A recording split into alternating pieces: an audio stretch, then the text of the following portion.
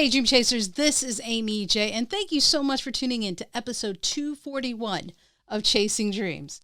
Guys, as we continue to celebrate Black History Month, I am excited to bring you this story and this individual. Today we're talking with Mario Armstrong, two-time Emmy Award winner, host of the Emmy-winning Never Settle Show, a web television series that provides the advice and tools to help you hustle mindfully to pursue your passions. So you already know why I asked him to be on the show. Mario focuses on positivity, motivation, and tactical advice to inspire people to take action, pursuing their personal and professional goals, dreams, and passions. He's an entrepreneur, brand influencer, and a public speaker listed with Daymond John's Shark Group speaking division. His new daily podcast, entitled Wake Up and Level Up, kickstarts your day in under 5 minutes with a jolt of inspiration, advice, and personal growth formulas. I am so excited for you guys to meet him, and we get real. We talk about it all. We don't hold back, and it's a great conversation that I think you'll enjoy. All right, guys, without further ado, here's Mario. Hey, what's up, everybody? I'm Mario Armstrong, creator and host of the Never Settle Show, and you're listening to Chasing Dreams by Amy J. I love it. All right. Hey, Mario, welcome to Chasing Dreams. It's so good to be here with you, Amy. I'm really excited to be on this episode with you. Ever since we heard about it and bumped into each other, I was like, and then I saw your stuff on Instagram, and then you reached out, and I was like super excited. I'm like, yes, I'm doing this show. Let's figure this out. And I'm so glad that the stars aligned and we got on the calendar to make it happen. And the stars truly did align, because we ran into each other at one of my college programs. You were there DJing, and my sister had told me about you probably like a few weeks before that. And I was looking into what you were doing and how you were motivating people and giving them tools and resources through the Never Settle Show. And I was like, this guy is really doing it. I would love to have him on the show.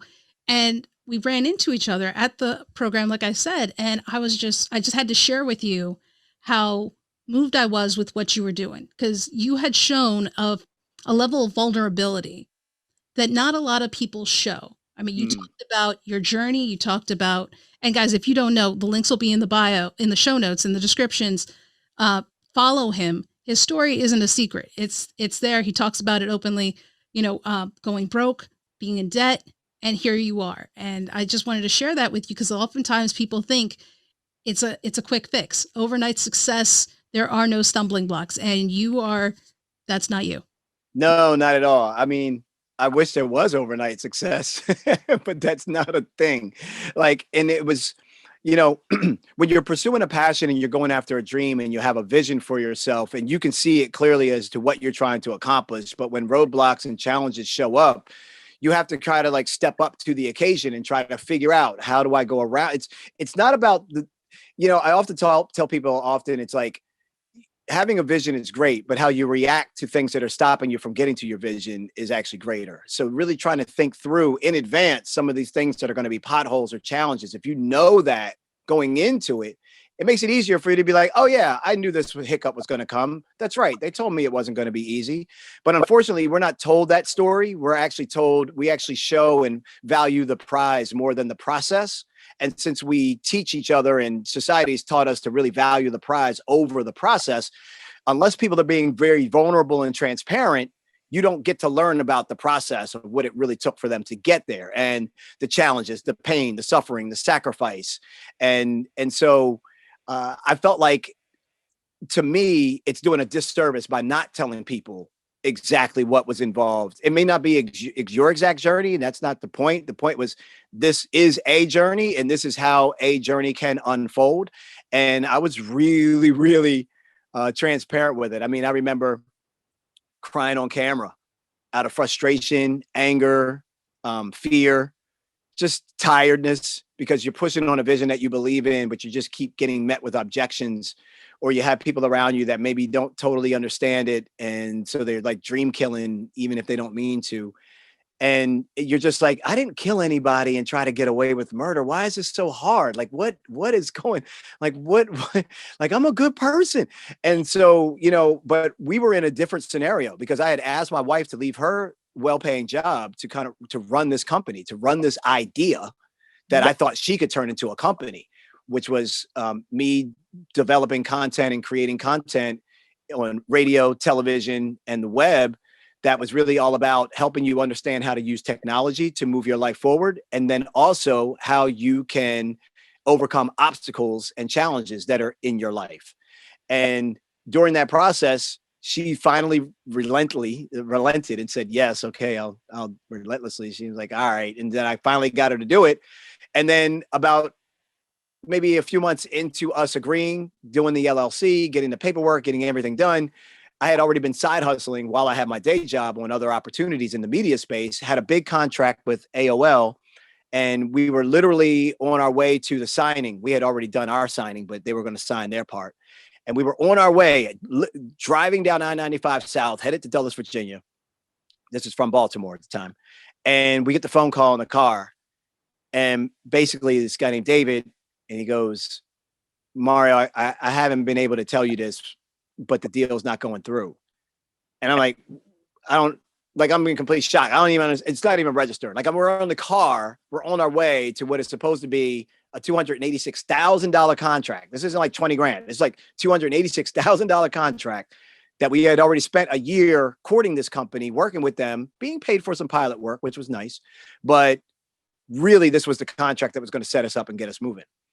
And everything had been done and signed on our end. So we just needed the counter signature. And so they had invited us to a party, and the party wasn't happening because the dude didn't tell me 3 days before that he knew that this wasn't happening because a new CEO came in and they put a freeze on all contracts. So we don't get the call a few days ago because he didn't have the courage, he said, to tell me. He'd rather wait till we were like an hour away from the destination. So I'm laughing now, but it wasn't laughing matter then. I mean, we pulled over on the side of the road and was just like sitting there with our jaws just dropped to the floor, just in pause, because we have a 5-year-old son, Christopher, at the time that we're raising. It's 2017, the end of 2017, and we just drove home really quiet. And I tried to give her a pep talk. It was just like, it's okay. This is what happens. Like, we didn't plan all of our eggs in one basket. We didn't expect this to happen, but we said we were going to do this. We can do this. We'll wake up tomorrow. We'll start a new day, and we'll figure out our next steps. Well, it wasn't, but what, 2 months later, that nation was in crisis, and 2008 hit, recession. So now nobody wants to do anything. And we can't even get a job if we wanted one. Not at all. Not at all. So you're stuck. It's like, I can imagine, because I know where you are on 95 going down to Dulles, and I can see, Yep. I'm like picturing it, and I'm like devastated for you. I'm like, the end is right there. It's right there. So close. And that's when you tell him? 10-yard line? Yes. Like, 10 yards creeping. And it's like, I mean, can you imagine the conversation on the way there? How excited we were? Can you even imagine the roller coaster of like the excitement of, oh my gosh, this is the day it's going down. You dropped off the kid at mom's house and you're headed to Dulles, Virginia. Like, you're excited, like the pit in the stomach. And I mean, it was gut wrenching. Pin drop silence of what just happened kind of moment. But today, Emmy Award winner, 2-time Emmy Award winner, all the accolades, is coming in for the Never Settle show. So I want to take you back. I want to take these guys back to young Mario. What did young Mario want to be? Oh, young Mario wanted to be on TV. Young Mario wanted to be in radio, television, acting, communicating, standing on a stage. Young Mario was really impressed by people on camera, and just thought that was like the coolest thing, and just really wanted to understand what that was all about. Young Mario loves to be around people. He gets energy off of people. He likes to give energy to people. Young Mario is passionate, aggressive in a good way, just like very much pushes for what he believes can be, because his parents instilled that in him at an early age. And so, yeah, that's a risk taker. That's young Mario. Young Mario is the guy that jumps off the edge of the pool spins around in the air just to come down and hit his chin on the edge of the pool while the rest of his body falls into the water. Like, So 3 stitches in the same spot of the chin just because I had to try to ride the bike in a rain and pop a wheelie down a hill. Like, Mario's just a risk taker. a risk taker. So did that mean Hollywood? Does that mean, films, TV, or was that just I just knew I wanted to be on TV? Yeah, it was. I knew I wanted to be on TV. It wasn't that specific. I just knew I like to be around that type of energy. I like to see the things being behind the scenes being done. And I just really was into the fact that you could talk and have images and then create some kind of feeling and some kind of communication across the screen. So in your education, whether it was high school, college, or just, your 20s, Yeah. you try to take a path towards that and try to figure out. I mean, it doesn't sound like there's a game plan laid for that, like there is for, hey, you want to be a doctor. No. So, I mean, so in high school, no, that was horrible. C minus, somewhere around there. Just, I didn't care. Like, okay, Kansas is over there. Great. That's geography. All right. I get it. 1776. All right. History. Okay. Like, tell me something that I really want that I get excited about. So I was the gossiper, so I was not, I wasn't in school with a purpose. So therefore school was like, on my time. Right. So I had to try to make it work for me. And so that means probably being a distraction. That means probably just getting by. That means doing all the other things that actually this career actually enables you to do, like social skills, like being curious, asking a lot of questions, shaking things up a little bit, like all those things that really don't work in a very structured setting for someone that's just supposed to be paying attention to English. And so, although I did pay attention to English because I did see some purpose with that, but that was probably the only thing that I ended up keeping my grades somewhat, at least at a C level. But when I got to college, it all turned on for me. Like it all became real because I was in there editing. I was shooting. I was around microphones. I was around cameras. So taking the communications major instantly opened me up. And those were the best grades ever. So the first 2 semesters, I'll never forget, I had like a 3.5 average. Never knew what that felt like. Some of y'all may be laughing at me. I do not care. I have no shame in the fact that that was my first time because I recognized that was the first moment where relevance equals purpose.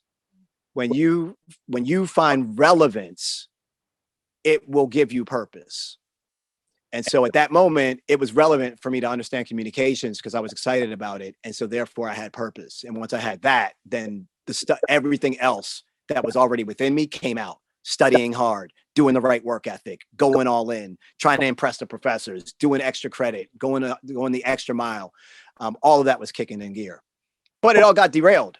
Many people don't know this story or, some do, but it all got derailed because in that second semester, we would attend these off-campus parties. I was going to West Virginia State at the time, which is nothing to do out there. So you go to these off-campus parties and I'm thin.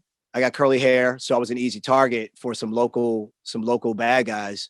And one in particular who really had a bad reputation, decided to make me his new target. And so it got beyond just like fighting in West Virginia to just try to get me back to campus where I would be safe, to him knocking on my dorm door drunk at 2:00 in the morning with 4 of his guys ready to beat the daylights out of me. And it escalated to the point where I was actually being shot at. And so if you can only imagine going away to college for the first time, you're getting your best grades ever in your life and you're being shot at, like, it just doesn't even make sense. And ever since then, I tried to go to a different college here, went to Hampton, didn't work out. Went to UMBC for a couple semesters, did okay, didn't work out. Like the college thing completely got derailed. And so I'm saying all this just to let people know, like, life isn't linear and life doesn't happen in direct steps, even if we try to map them out. And it's okay.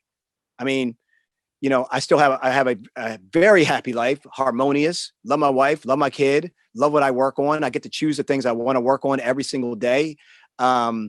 I'm 90% happy with the work. There's only 10% of the stuff where I'm just like, oh, I don't feel like doing this piece. That's only like 10%. So I have no business complaining. We've worked our tails off. We created stuff that really impacts and helps people pursue their passion and overcome obstacles. We got a couple of Emmys from our peers, got nominated 4 times, won 2. So, I've had to learn to understand that that journey was on purpose. And you don't know that while you're in it. But once you're out of it, you can then pull from it to inform how you can help other people or help yourself. It's very hard. You're absolutely right to, in that moment, to see past that moment. See that that there is something better in store. You just got to get through that moment, Yep. right? Because you're in that moment and you got to feel the feelings and you got to go through it. But it's so hard to remember it. And the thing I love about your story is that it's nonlinear. You talked earlier about how we about vulnerability and how people focus on the prize and not necessarily the path or the process or Right. the journey, right? And I Yeah. think in 2021 and 2020, we've slowly begun unraveling these myths, right? That the Mhm. prize is the ultimate destination. That's where it has to be. The other one is that you have to have a linear path, that you have to abide by age to get married, by the jobs that you have, that it's about this or that. And you defy all that, which is awesome. But it Right. wasn't easy. No. Wasn't easy. And so the question I have for you is how did you decide, hey, now I want to help people? It wasn't a light bulb that just went off that way.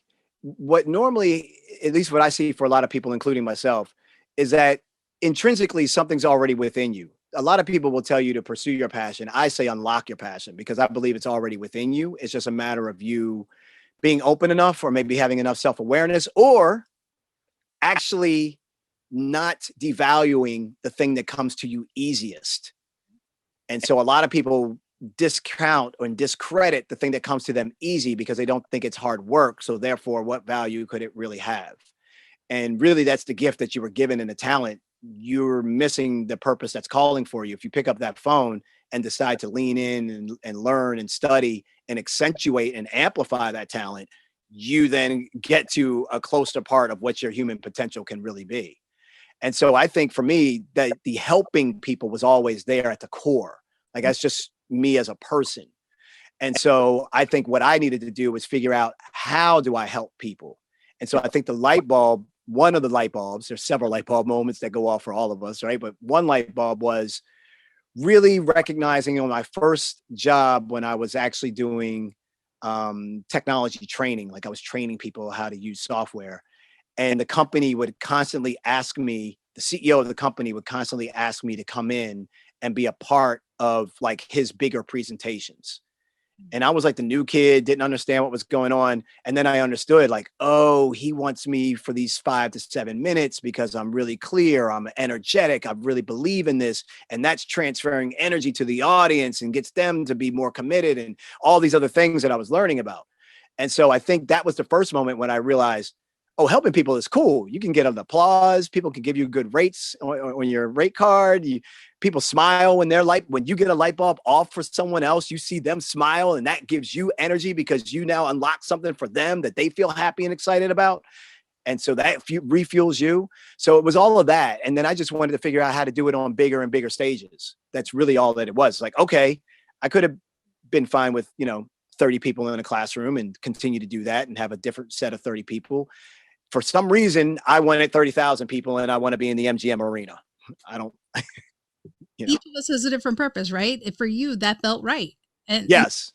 that's the thing. And guys, one of the things you do is help people kind of figure out where their passions are. And so, guys, I do want to point you to a resource on Mario's site, neversettle.tv. There's a tool to help you figure out what passion to pursue, Mm. which I took a look. It's amazing, especially when you have so many things within you. Yeah, that's one of my favorites. So I want to point you guys to that. The link is going to be in the description so you can check it out because I highly encourage, because I think some people are under the misconception that they have no passions.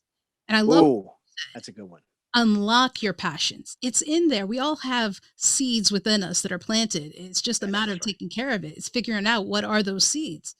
And I think you do a great job with that tool. in in in helping people figure it out. But for those who, before they can do that, can you talk a little bit about how people can figure out what their passion is? You know, it's that tool is so good because that was the reason for the answer to this question, because I can say it a million different ways, and at the end of it all, it's you have to write down. I really believe this. You have to write down on a sheet of paper what you like to do, like just the things you like to do, not necessarily careers, just stuff you like to do. Oh, I like to cook. Oh, well, okay, I like to bake, or I like to listen to music. Like, I don't care what it is. Like, just get it out of your head and onto a sheet of paper so you can actually physically see it. And within that, then then I can say to you, what are the things that really get you out of those things? Forget about bills. I'm not talking about money. Stop bringing that into the equation. I didn't bring any of that up yet. I just want to know what excites you like crazy. Circle those three things right now. Don't think about it twice. Circle those three things right now. And so you act on that impulse and you get to look at the three things that they circled. And something's like, running. Another one might be like, I don't know, social media. And another one might be like, cooking or baking or something like that. Right. These random things, but they're excited about all three of these random things. And so what this formula actually does is it helps you put down these ideas, but then rate the ideas with a numbering system that helps you unlock or uncover what should be the easiest next right move for you to make. And so it will ask you, what resources do you have to do the baking thing or the chef thing? What resources do you have to start that running company or to do something in fitness? And then it will ask you, like, what's your passion level for it? Is it really a 5 or is it really like a 3? You're kind of semi-passionate about it, or you're really passionate about it. And so there are a couple of these columns that if you answer honestly and you rate with a 1 to 5 scale, at the end you total it and it will tell you which thing you should actually be working on first. And here's what's beautiful about the fact that I'm actually pushing people to do a worksheet more than just telling them, because it's, first off, it's going to be hard for me to explain this for you to like draw this out on a sheet of paper. So just download the daggone worksheet. But secondly, what I've also found is that when you write things down, so even if you just do this as a minimum, when you write things down, you end up finding crossovers. You end up finding intersections, but you can't when you don't see it. And so I call that peanut butter and jelly. And so what I say for a lot of people to unlock your passion, sometimes it's the peanut butter and jelly comes together, and that helps to bring out something that's within you that's now new to the world, may even be new to you for that matter. So peanut butter and jelly is like peanut butter tastes great by itself. Jelly tastes great by itself, comes together, makes something magically different. When you have these things listed on a sheet of paper, you can start to see how your love for social media and being a chef can play into each other, or your love for cooking and how that can help the runner. And so you find these peanut butter and jelly moments where it's not, oh, I just want to become a chef or I just want to become a runner. It's like, no. You can actually look at the intersections and then you can really unlock something that's special. And I wanted you to talk about this because I think as you have to trust the process.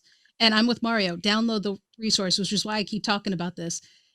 Because I think some of you guys, and I talk about my story and how I worked at NASA and I had an awesome job, awesome time, but I was bored and I just I wasn't fulfilled. And so Yep. I realized I had a passion for helping people and I wasn't doing that. And so that's where my pivot came, because my choices were because of other people and influences, cultural Right. community telling me, hey, do this. The thing about what Mario's tool is, it's you. What is your passion and what is the cross sections of it? And I think it's very powerful to help you guys. So that's why I want to re-emphasize you downloading this and going through it, because he's not saying, hey, this is the only passion. Mario's tool actually Right. says, hey, what's the next right step? And then let's do it again. And then, let's put it in an order. And so I haven't seen that before. So kudos Mhm. to you, Mario, and your team for putting that together, because it's a great resource. It's just a powerful question to answer. So many, look, people want to be acknowledged, appreciated, loved. And what we ultimately want is some kind of purpose. And, if we're busy chasing the purpose, we can't really unlock it, in my opinion. And I get what people mean. They don't really some mean chase it, but some are just saying that word figuratively. And I get that. But I also do think there's power in sitting still. Like often I'll tell people sit still to gain momentum. And it's like, well, why would I do that? Well, it's like because if you're constantly running or if you're constantly filling yourself, you're not creating any space or any room for anything else to come in. And so if you can sit still, sometimes by sitting still, more times than not by sitting still, you allow more things to come in that can help inform you on some of those next steps. And I just think that, so many people are addicted to acceptance. And since we are addicted to acceptance because we teach that in our culture, and since we're looking for that validation, oftentimes we second guess our own abilities and our own possibilities. And that's just why I also say, like, your lived experience is your expertise. Like, if you've lived it, that's your expertise. Yeah. Don't devalue it only because you haven't yet hit a milestone or a goal or something that you're looking to hit. And therefore, since you haven't hit that milestone yet, you're devaluing everything about you to get to this point. Yeah. Yeah. And I think there's something to not just sitting, but looking back on, like, if you go back just a little bit over what you've done, you can go further faster. Right. But you have to have that moment of peace and reflection. And I love something you said, which was with self-care to yourself, please, with self-care, because, hindsight, woo boy, hindsight will have you thinking you've made the stupidest decisions, that I can't believe I missed those opportunities. I can't blah, blah, blah. That's called regret. You are starting to build the seeds of regret when you talk like that. Here's what I even had to have this conversation with, we call her CEO Nicole. She's the CEO of the company, but we call her affectionately CEO Nicole. And she was having some decision fatigue about something, and she was like second guessing it. And I was like, hold on. I was like, you know what I'm about to do, right? And she's like, I know, but go ahead. I said, were you present when you made the decision? Did you give it as much thought as you could give it? Did you do any research? Did you ask any other mentors that may have had any experience with something similar? Did you sit on it for a couple of days? Did you actually give it the attention that you felt that it needed with the best information that you could at the time? And the answer always is yes, unless, one or two times when you're like, I should have did a little bit more research. Well, yeah, okay, lesson learned then. But if you did all of those things and you check those boxes, then you did the best you could do with the information you had at that time. But it's so easy for us to look in the rearview mirror and now with this perspective, be able to navigate how we would have made those decisions. No, you wouldn't have had. You would have made the same decision with the information you had at that time. And that really became a release for me to understand that I am where I'm supposed to be because these are the decisions that I was supposed to make, even if I have other goals. And even if I'm dealing with that, I'm not as far along as I really feel like I could be or should be. I can pull that back down and get in check and be like, it's time just hasn't caught up yet. Calm down, Slim. It'll be okay. And I love that because I think a lot of us need to work on our own self-awareness and self-care and just be more mindful, because I think we rely on others to give us, like you said, the validation, the acceptance, is this okay? When like, if you can't do that for yourself, if you guys can't, tell them, Amy J, tell them. You can't be happy by yourself. So that's huge. If you can't be happy by yourself, you're doing a disservice to the other people in your life. It's going to be rough for them. That's not fair to put it upon them to make you happy. And you talk about that when you talked about looking for acceptance from others. And I think that's something that we all have to work on. Absolutely. I'm still dealing with it. Yeah. Like, I'm not immune. I'm a human being that's trying to evolve and be better today than I was yesterday. Like, it's comparison is killing us though. And it is a real thing. I mean, there is a real theory behind this too. If any of you that are really into wanting to do the research, go research the social comparison theory. Dr. Festinger, I believe it is. And this is a real thing. And so it really gets bad when you start looking at the theory of upward comparison versus downward comparison. And so upward comparison can actually be healthy when you're actually looking up at someone that you admire or be inspired by. Downward comparison is unhealthy. And upward comparison can become unhealthy if if the inspiration turns into envy or if the inspiration turns into jealousy, which has definitely happened to me before. Like I used to be inspired by someone and then I'm like, well, how come they're getting that? I'm trying to da-da-da. And so you have to kind of catch yourself and check yourself with that self-awareness that you're talking about. But downward comparison, thankfully, I don't do that, but that's worse. That's where by you looking down upon someone else, comparing where you are to someone else beneath you in order to make you feel better. So to me, that equals reality TV, if you ask me. But that's just yeah, I have my similar thoughts on this. Well, we won't go there, but you talked about something earlier that I want to touch upon, how you're only human. And yeah. I did this with Lovey Ajayi Jones, who was on the show last episode. At the risk of humanizing you and normalizing you in the eyes of my listeners, you've gone through struggles, right? You've won 2 Emmys. Yeah. Has it been smooth sailing after that? Like people think because you've reached the plateau, you've reached the peak. Oh man, you're untouchable. ABJ, let me tell you, when I first appeared on the Today Show, and that was a goal. When I first appeared, that took a long journey. When I first appeared on the Today Show, first off, short story. All right, so let me break this down really quick. Let me say this in case I forget. Imagine this. I'm on the Today Show in front of 5 to 6 million people live on air, doing my thing. Little boy from Baltimore made his dream happen. People in Baltimore going nuts because they're calling my mom. They're sending me texts. They're saying they all been waiting. They all knew that I was going to be on the air because we already told the family what the air date was, blah, blah, blah, blah. But this is live TV. So everybody's like, tuned in or whatever. I go on the air and I do my thing and I stepped into it. I fully showed up and I fully stepped into it and really, killed it. And then that part kind of like wrote history from that point on. That was like a big milestone moment. But here's the thing. At that time, when I did that, credit card debt was to the hilt. 401k was gone. Mother-in-law just got finished buying me some groceries. Godmother ended up buying my train ticket to New York City. So basically, what am I saying? I'm on the Today Show and I'm flat broke.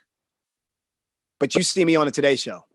And trust me, I was enjoying it too, but I knew my bank account was flat broke.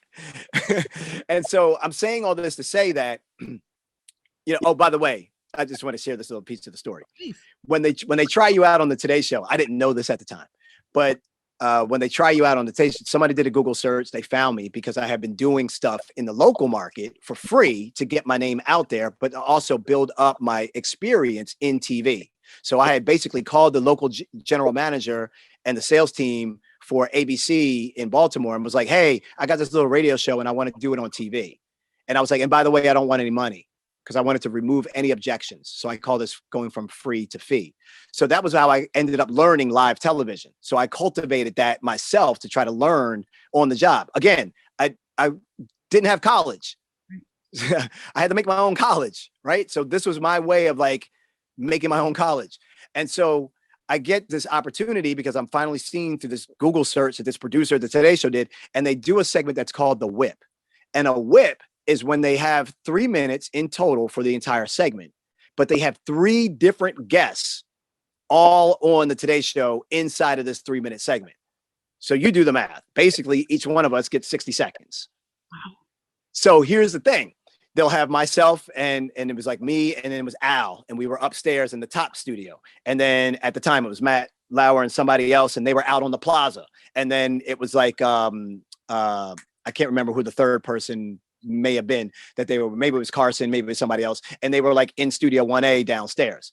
And so what happens is they do this, they call it the whip. They put you on because they figure how bad could you be in 60 seconds? Like if you drop the ball, it's okay. There are 2 other guests that we have, and not everybody's going to drop the ball. So instead of giving you your own 3-minute segment, they'd rather you just have this 1-minute piece of an entire segment. So the segment will be like Father's Day gift ideas, and the woman will be doing like baked apple pie recipes or something that she does. The other woman is going to be doing like, luxury gifts that you can buy or whatever. And then I was doing like the tech thing that you could buy for dad. So that's kind of like how it would work in the segment.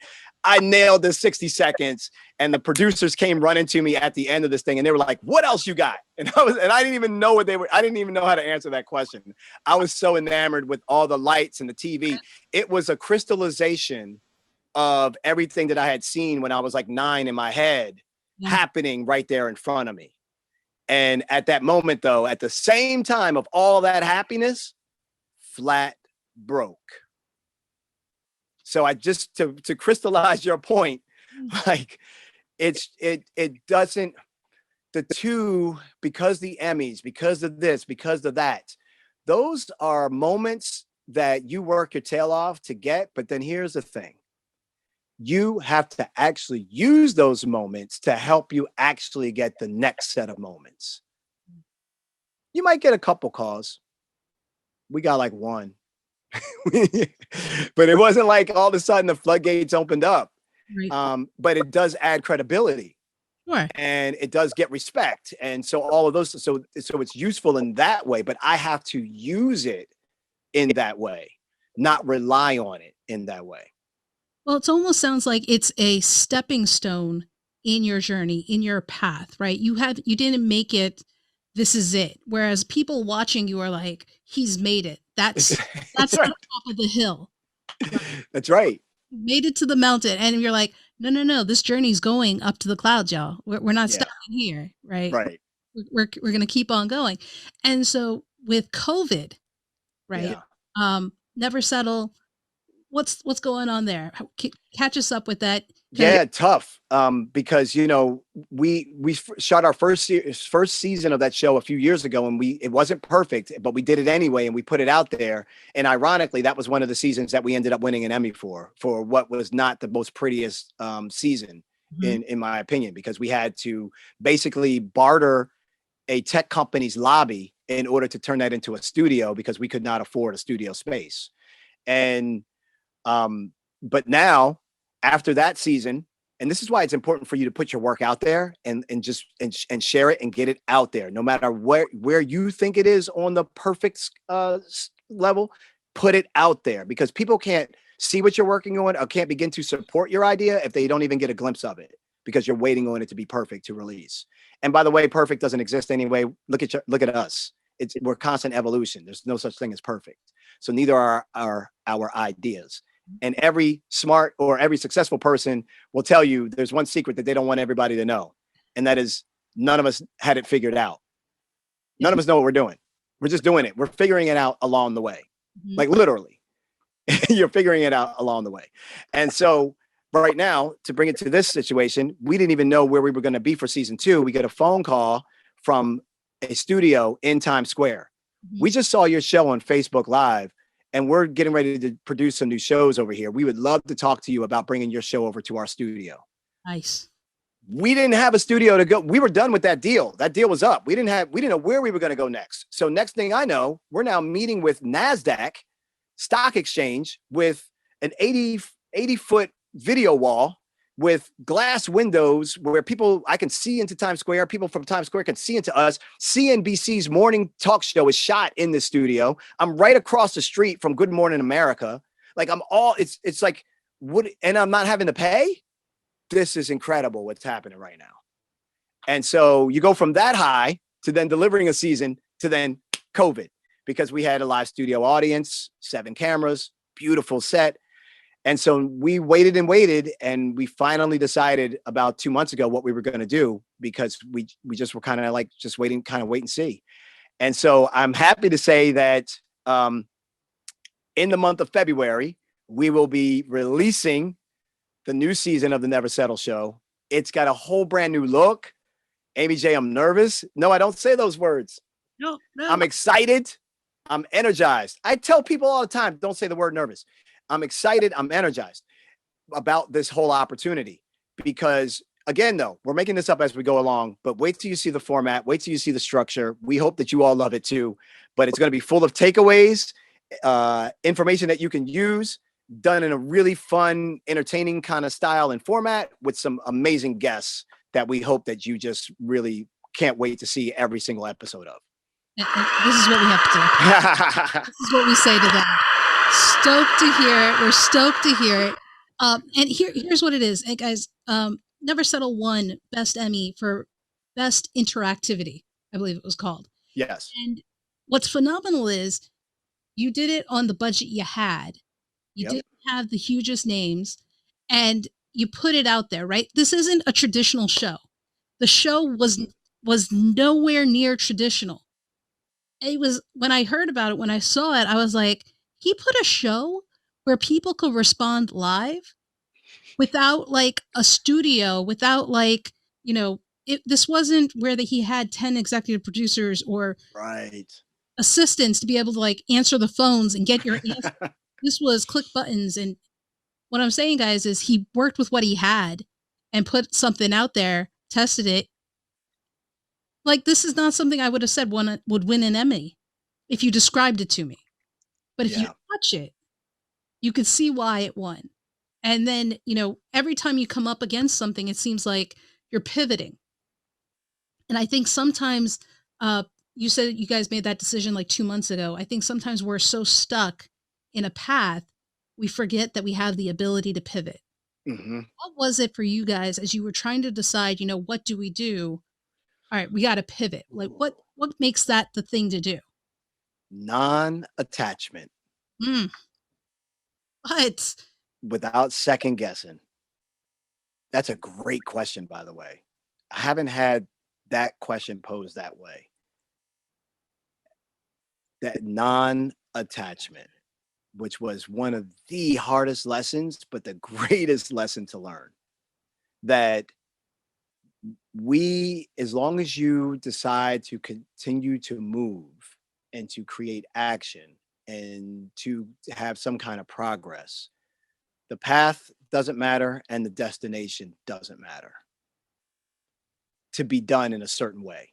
I could still want to have another season of the show, but if I was attached to that season of the show having to be in a studio, then I'd really be thinking about, okay, I need to make 20% of the budget COVID protocols so that we could actually have people. We got to figure out the crew and masks and testing, and we're going to have to do rapid testing, and we have to do all these other things that we're going to have to do to try to figure it out and make it work. And then am I putting my own health at risk and all this other stuff?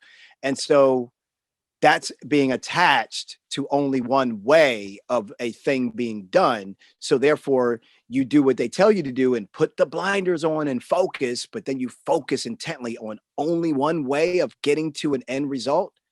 And that I had to learn that lesson. And once that monkey was off the back, everything changed. Like, because then I could truly sit still to gain momentum and it actually means something.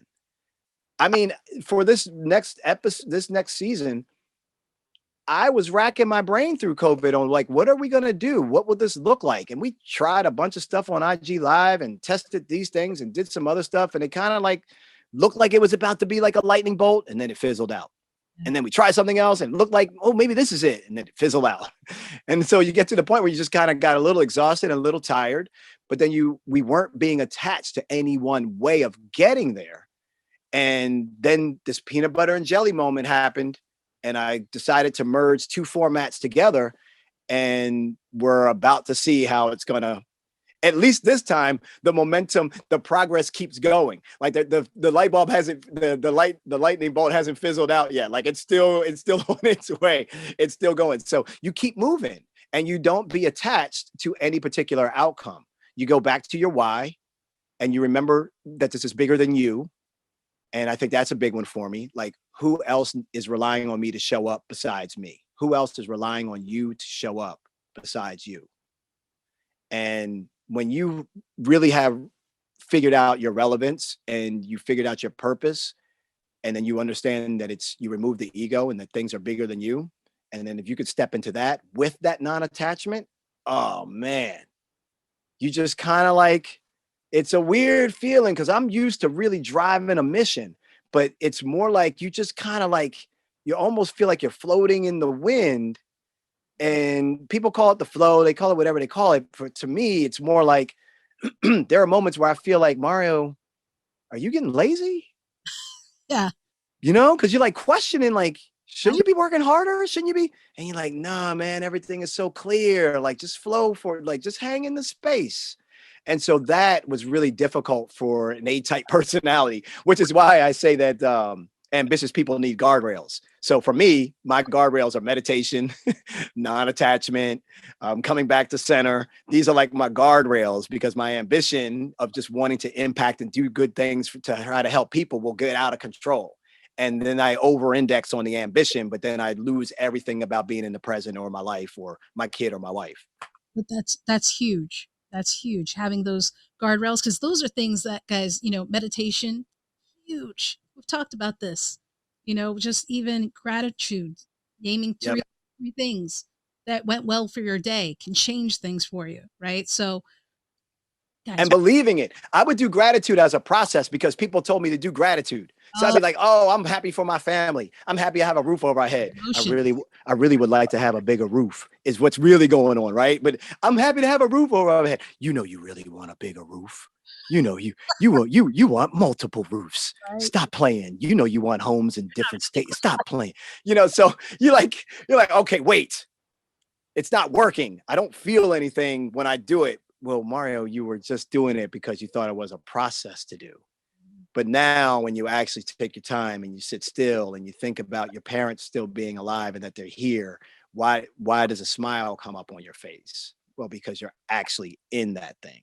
When you really do think about you're happy for the home that you have, is that why you walk around your home excited and joyous and it's clean and it's a beautiful space? And so it also is this like whole belief thing. It's like that's why affirmations are so strong, but they only are strong if you really believe the affirmation. And the weird thing about the affirmation is you got to tell yourself what it is in the affirmative.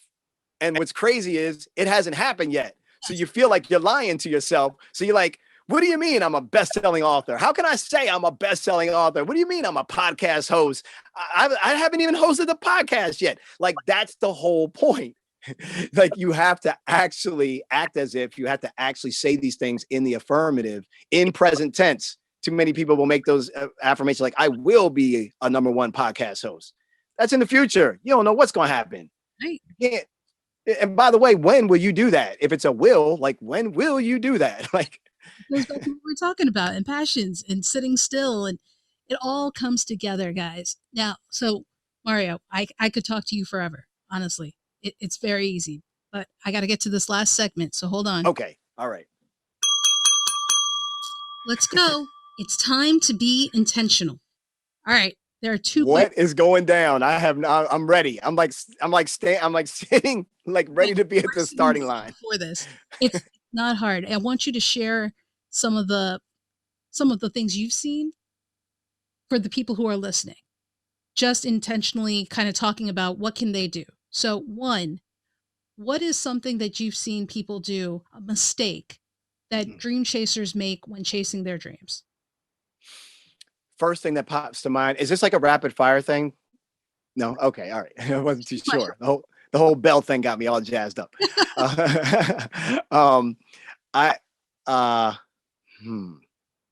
What's a common mistake that I see most people do when pursuing their passion? Yes. Not listening to their intuition. Therefore, they second guess. When they second guess, they start doing more research and then they second guess some more. Or they decide to now go try to get some validation because they want to actually hear someone say, that's a great idea, go do it. And I think not listening to your intuition, coupled with biggie, not having an accountability partner. Have somebody in your family, on your squad, in your team, in your fam that doesn't have to understand your vision. They don't have to get it. They just need to know that it's important to you and that they're willing to support you for that journey. So don't try to have to spend your energy trying to convince other people to try to understand your dream. You can use that energy to actually go and make the dream happen. And then people will get it when you start doing it. Absolutely. So I think, having an accountability partner is really, really critical, to have someone that you can check in with on a weekly basis. I think it was Dr. Gail Matthews that did this study. I think it's University of San Diego. I could be wrong. That said, when you write down your goals, you have a 30% chance no, when you say your goals, you have a 30% chance of achieving them. When you write them down, you have a 40-ish% chance of getting them. But if you say them, write them down, and you have an accountability partner that meets with you weekly to discuss your goals, you rise up to about an 80% chance of probability of completing that goal. So when we have someone that goes with us to the gym and can make us make sure that we go to the gym, we go to the gym. Yeah. Yeah. You're not wrong. Cause, guys, that's one of the reasons I have in 2021 an accountability partner. We meet on Sundays. We check in with each other on our goals. And so I'll let you know how it goes at the end of the year. But oh, wow, you're doing this. This is great. I didn't even know that. This is fantastic. I think that you're right about the source. I can't remember off the top of my head, but that was one of the reasons. I was like, we gotta. This is powerful. I can't wait for you to check in and tell us. Like, I would love a 3-month check in, or maybe even sooner, because have you started it yet? Yeah, we've been doing it for a few months. Few months? Yeah. So have you seen a change? Oh yeah. Right. Like in having goals before, like I've been in a business for years, but now I'm starting to see the movement of fruition, and it's like, was this what was holding me back? I don't know, but it's an exciting feeling too. Can you add one thing to it if you have time? Add the 3 wins exercise. Okay. The three wins exercise is something I do with the family every Sunday. And we go around the table or on the phone or over Zoom or whatever, and we ask each other, what were your 3 wins for the week?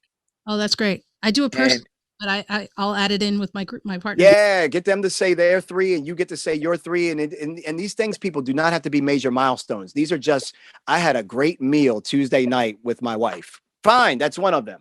But what's funny is most people will get 2 out really quick, and then they're kind of like stuck on that 3rd one because our brains are intrinsically wired to know what we haven't accomplished in our lives. We don't keep a good record of the good stuff that we've done in our lives. We have to kind of recall it all the time. For sure. And the last question is, what is one thing that dream chasers can do today as they go to pursue their dreams and passions?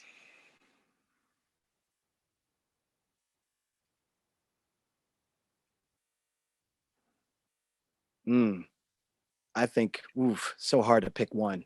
Yeah. It's 2. I'm going to give 2. One is develop the muscle of resilience. Do not disregard resilience. And the only way you develop the muscle of resilience is by doing small experiments. If you can try things on a small scale where they won't derail your whole idea or your whole business or all your funding or whatever, like if you can do small experiments, small pilots, and you do that often and you go into them as experiments, say that word. I'm doing an experiment, because an experiment is just that. We all learned that 7th grade chemistry, whatever. Like, it's an experiment. It might work, might not work. Okay, if it doesn't work, what did you learn from it is the immediate thing that you think about when you say the word experiment. So I think that helps us develop the muscle of resiliency. And that's the one thing that I wish more people would try to work on: getting knocked down and getting back up, getting knocked down and getting back up, because that is a must in order for you to really max out your full potential. The only other thing I'd say tactically is learn how to sell. Like, I think that people overlook the importance of being able to sell, because some people may think it's sleazy. And that's why I say your personal agenda, make it your public agenda. And what I mean by that is, all of us have a personal agenda. We may not want to admit it because we've been told or taught to make it feel like that's kind of like so self-gratifying for yourself. Like, it's so selfish of you, Amy J, to want to have one of the best podcasts out there. Why you got to have one of the best podcasts? Like, why? So like we know you have a personal agenda of wanting to reach as many people as you can with the episodes that can empower their lives. Otherwise, why are we doing this? So, but when you make it your public agenda, when you decide to actually make it bigger than Amy J, so then it makes it easier for us to ask for the people we want on the show, or ask for the things we need for the show, because it's not for the Amy J show. It's actually for Amy J's listeners, Amy J's community. And so that's when I say, like, well, who are you stepping up for? Who needs you to show up? Amy J's got to show up and do this podcast, not for her. If she does her podcast well, she will be taken care of. Her name will be in the lights. But if your goal is to have your name in the lights, you will not have the impact that you're looking to have. Doesn't mean that you can't be focused on having your name in the lights, by the way. That's not a bad thing if you're a good person. There's nothing wrong with that. You know, wealth and happiness does not mean being wealthy or shooting for big goals doesn't mean you're going to be a horrible person. The two can coexist. The two aren't automatic, guys. Just FYI. Right. Just put it out there. It's okay. It's a, you know, we have an affirmation. I'm looking at my cards. I call these pocket affirmations. We have an affirmation as a business affirmation for the two of us that we share. And it reads, one of it reads, I'm committed to creating a multi-million-dollar company that impacts others' lives. But then the very next one after that reads, I am focused on being profitable, and that makes it possible for me to fund more ideas to help more people. That's my core. That's why I want the money. So, you know, I just think that that's being able to sell yourself and being able to be okay with talking about the agenda that is for you when it's actually bigger than you. Hopefully that unlocks some things for people to really start talking about what it is that's special to them. And they stop hesitating on wanting to share because they realize, no, Mario said I'm supposed to tell people about this because I have a community of people that are relying on me to bring this impact or to get this information or to get this advice or to make something happen for them. For sure. Guys, so much knowledge. It doesn't have to end here. Mario, can you let the Dream Chasers know where they can go to find you and follow you on the interwebs? Okay, great. So Instagram or everything social at Mario Armstrong, but Instagram is where I do a lot of content. So it'd be great to catch me there. Plus I respond to the DMs that come through. Just give me a few days. And then I would say, if you're on Clubhouse, woo, that is an incredible opportunity for all of you for networking, depending on how you use it. I've been using it in really productive ways. So you can find me there, Mario Armstrong on Clubhouse. The website where the show will be housed, as well as YouTube, all of that stuff you can find by going to neversettle.tv. And if you're big YouTube people and you want to subscribe on the channel now prior to the show coming, we love you for that. Thank you. Just go to YouTube and then search for Never Settle Network. Guys, all the links will be on the show notes. Don't worry. I want to make sure you have easy access to get there so you can follow Mario. He's dropping gems on social media and Clubhouse all the time. So be sure to check it out. Mario, thank you for being on the show and just sharing your time and knowledge and experience with these guys, especially during this Black History Month. Yeah, it's really powerful to be here. Thank you for thinking of me during this month. And, you know, I've been watching what you do ever since we bumped into each other and crossed paths and been following your work. So it was an easy yes to see the work that you were doing. And I got to also just say really quick, and I want this on the record, like your process to your production of this podcast, people, you all don't get to see the behind the scenes, but as a guest that gets to appear, you know, I'm blessed to appear on lots of different podcasts and interviews. Was amazing to see your process, to be a part of it, the forms that needed to be filled out, the structure, all of that told us, oh, there's a different level of professionalism with this particular podcast. And so we need to operate accordingly. Not that I don't show up for others. I always show up. Like you never not show up, people. Dream Chasers, never not show up. Like always show up. Even if you decide to take something for free, you still show up like you just got paid $10,000 check. Okay. Don't let that, you know, well, I'm only going to give them a little bit. No. It's still you, your reputation, your work. You still show up 1,000%. But I just wanted you to know that I really appreciate it because I know that takes work and I know that takes costs. I know it's an investment to have other people on the team also do that. And I'm really, really appreciative of it and honored to be a part of this process and your podcast.